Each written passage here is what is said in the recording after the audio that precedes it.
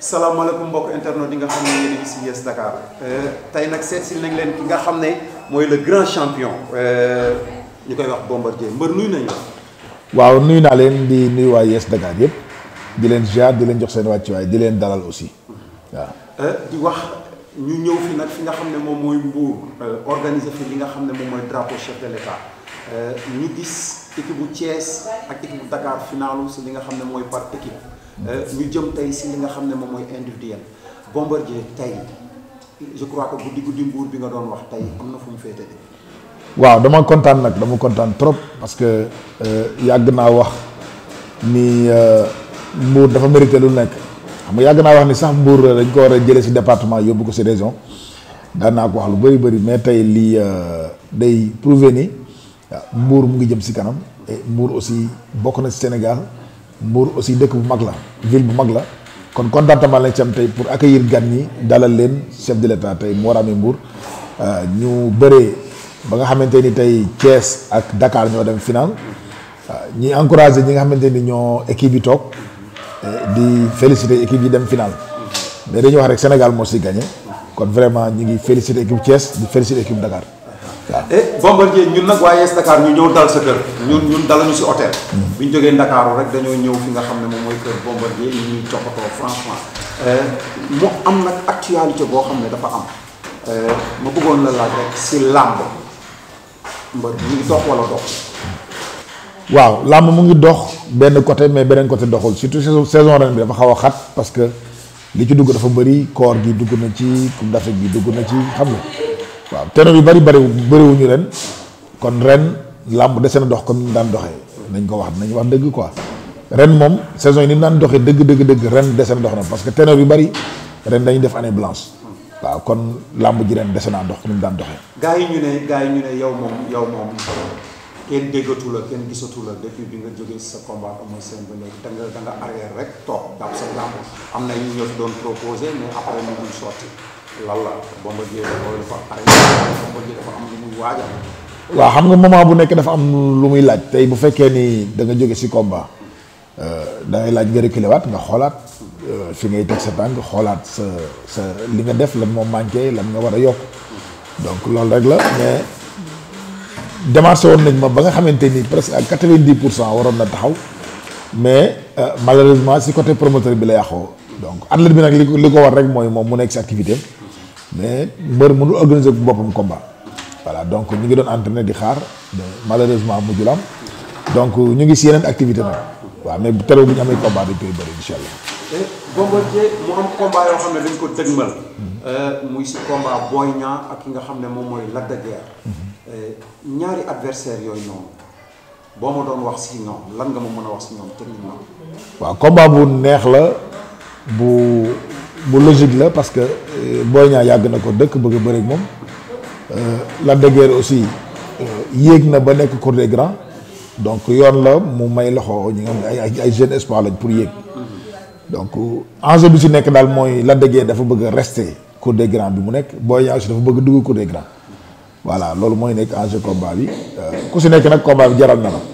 mais man li tax mënuma si sori trop mooy ku ne xam ne ni ma mel ak Lac de Guiers moo tax bu ma si waxee dañ naan en tant que nit ku mu xam nit ku mu faral nit ku mu fan moom mooy bëre waaw moo tax du ma si mën a sotti dinaa wax rek ni combat la boo xam ne combat bu neex lay doon waaw. doo dugg si détail man techniquement parlant laa bëgg a wax. gars yi dañoo ne dafay nekk combat bi nga xam ne mooy doon combat bi gën a naqari si saison bi parce que ñaari mbër lañu yoo xam ne dañoo calculer yow techniquement nan nga leen jàngatee yow. non mën na neex parce que ku si nekk selon ni nga waxee. si say préparation. buñ ko bëree mën na neex mais it. ku si nekk bu ñu la téye de trop calculer loolu de trop yi man nag nekk combat bu naqari mais tey bu ñu leen bàyyee libéré leen ñoom ñaar kenn ku si nekk sa li nga bëgg li nga bëgg a def nga libéré wu def ko mën nañ bëri combat bu neex parce que ñoom ñaar ñëpp ay xeexkat lañ ñoom ñaar ñëpp ay bërikat lañ waaw. Bombardier nag ma ñëw nag si combat bu mag bi nga xam ne mooy combat royal bi ñuy wax Eumeu Sène ak ki nga xam ne moom mooy Modou Lo. ñoom ñaar ñëpp ku si nekk bëre nga ak ñoom. tey boo doon jox favori koy jox favori si ñoom ñaar. non favori mënu ci am damay def 50-50 xam nga lu tax tey même buñ nee Eumeu Sène mooy roi des arènes Modou Lo moo ko daanoon xam nga daan naa wax samay interview ma ni mbër mu daan mbër yi Sénégal yi amu fi. da ngay daan ñii daan la rek. tey Modou Lo bu ko neexee mun Eumeu Sène droit am parce que moom moo ko daan. kon damay def 50-50 te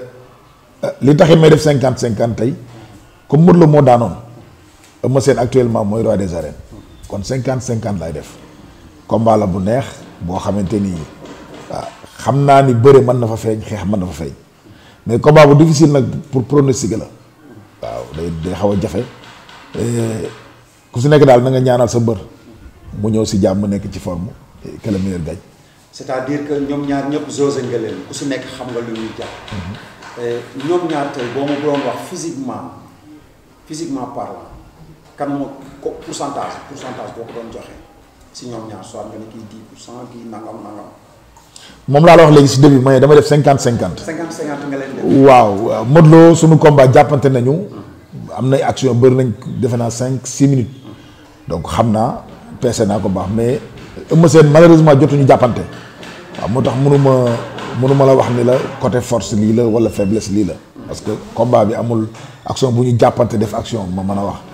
mais loo si mënti dégg ñoom ñaar xamante nañ ku si nekk xam na sa morom parce que bëri nañ combat boo xam ni ëpp na 20 et quelques minutes kon ku si nekk sa morom xam nga doole bi mu am xam nga condition physique bi mu am keneen ku si pronostic da ngay wax ni nga ko yaakaare rek mais ñoom ñaari mbir ñoo gën a xamante seen bopp waaw. Bombardier ñu gis arène nationale champion yu bëriwuñ fa. gars yi di privilégié fi nga xam ne rek moom mooy Iba Mar te ñu ne am nañ sunu arène bopp te yéen ngeen nekk ay ténor xeex ba ñu yegg si foofu noonu. lan ngay wax si arène bi. waaw arène bi benn bijou la boo xam ne ñun ñoo ko doon réclame pour ñu defal ñu ko mais sentir guñ fa suñu bopp carrément parce que gis naa benn interview benn promoteur ni combat mag yi xajuñu fa. mais c'est dommage parce que tey bu fekkee dañu arène nationale ba 25000 places la stade Demba Diop ñu ne 15000 te combat yi ténor yëpp ñu bëree ko Demba Diop buñ nee combat yi mag yi xajuñu arène nationale ba loolu noo koy déggee dafay xaw a doy waar pour man dès que ñu wax ni rek ni arène nationale pare na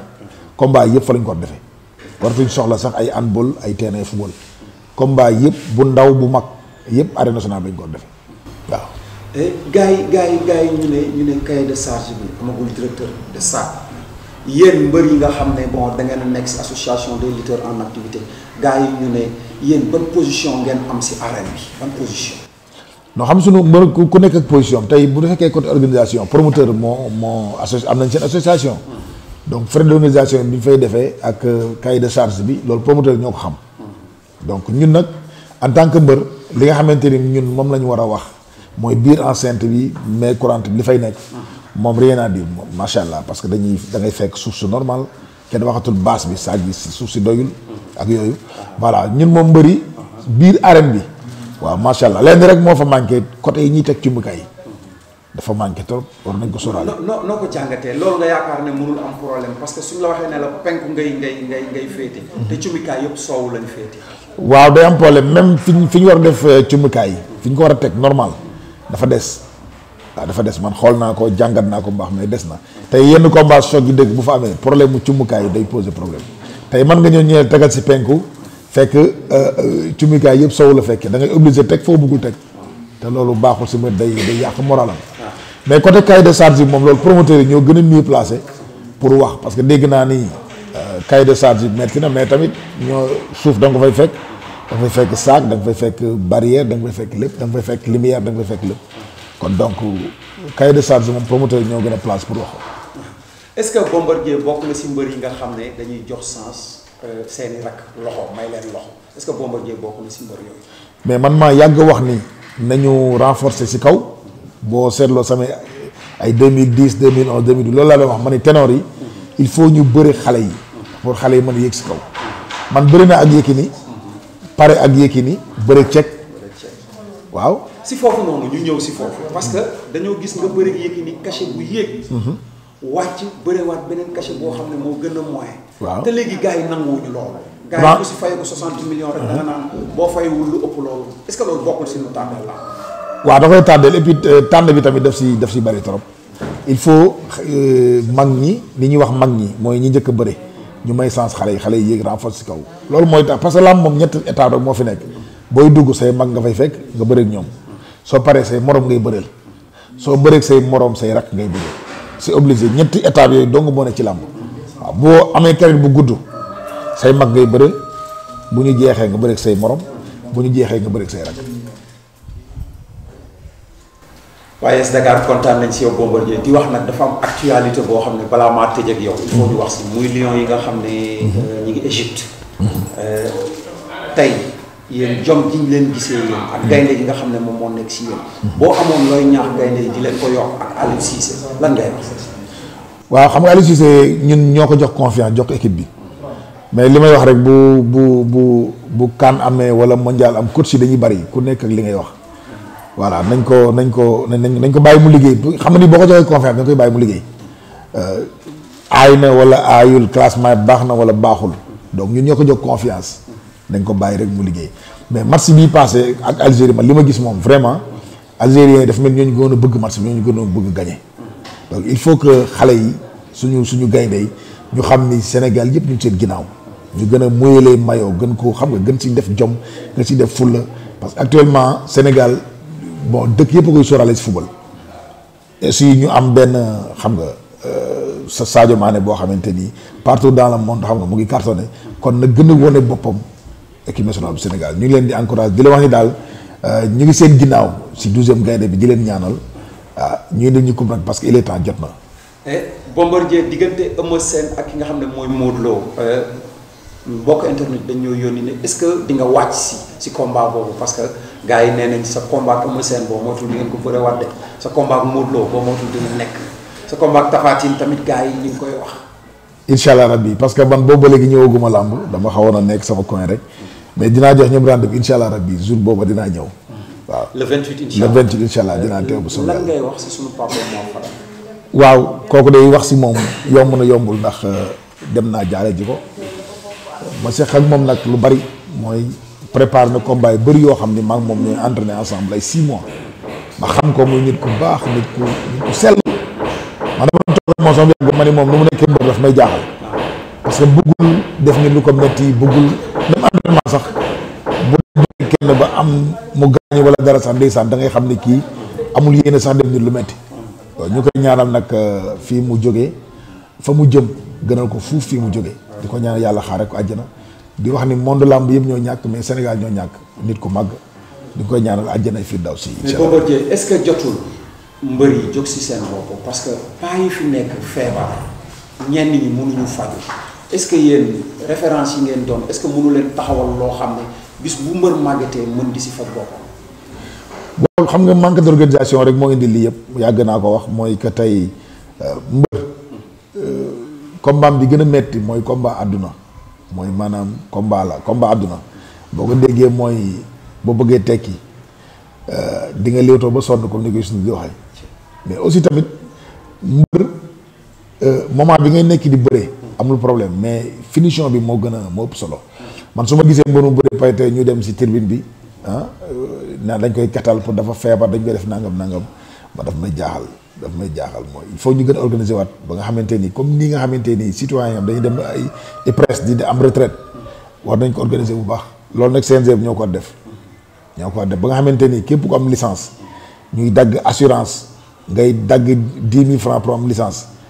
vraiment loolu war na am revenu boo xamante ni tey soo bàyyee bëre di nga am retraite boo xamante ni comme IPRES lay doon ancien gulaar di fa dem di jëli seen par seen liñ fay am pour seen retraite. Bombardier waa Yes Dakar kontaan nañ si yow di wax soo amoon loo bëgg a yokk te laaj moo la. waaw damay kontaan si waa Yes Dakar rek parce que def nañ déplacement ñëw ba Mbour ñu dalal leen wax dëgg yàlla dañ siy kontaan ñun mënuñu dem sans yéen aussi mën leen dem sans ñun foog ñuy jàppalante si liggéey bi di leen wax ni kontaan nañ trop si dalal leen. question am na solo mais famille bi aussi famille bi accueillir nañ ñu teg ñu si yoon. waaw yow daa am lu ma la dig sax loolu moom après la à suivre la xam naa actuellement maa ngi am projet bu mag pour MMA bi waaw maa ngi dugg si benn combat boo xam ni benn bi war na am États-Unis mois de septembre beneen bi mois de novembre la fii Dakar incha allah rabbi te ñi may liggéeyal États-Unis ñu ngi si projet yu mag pour xool jumelage bu ñuy def entre mbëru sénégalais yi ak combattants yi nga xam ne ñu ngi def MMA au niveau des États-Unis xam naa ni projet bi dina commencer septembre incha allah rabbi mais lépp lu si am rek incha allah dinañ ko teel a. mais gars yi nee nañ dëgg ba wax sa rakk quoi Siteu mu dem defi MMA. waaw ouverture bi si yow la njëkkee ak combat bi ñu doon wax ne dañ ko war a def ak waa ji. waaw bi moo def ak polonais bi moo war a am fin novembre incha allah fii Sénégal mais bi may def États-Unis boobu septembre la waaw Siteu aussi ñu ngi koy encouragé gis nañ ni dugg na ci waaw maa ngi dégganteeg moom maa ngi koy conseillé maa ngi koy wax li mu war def waaw MMA bi dañ ko war a dooleel Sénégal pour mu concurrencer làmb ji. concurrence nag ça veut pas dire que pour ñu ñëw pousse làmb ji mais am yenn combattant yi nga xam bu ñu mën a am combat bëri Sénégal ñu am combat MMA waaw bit bi loolu la quoi. cant ak ngërëm ñeen na la mbër. sant naa leen gërëm naa leen Yes Dakar sa kaw sa kanam. merci beaucoup jërëjëf merci. merci.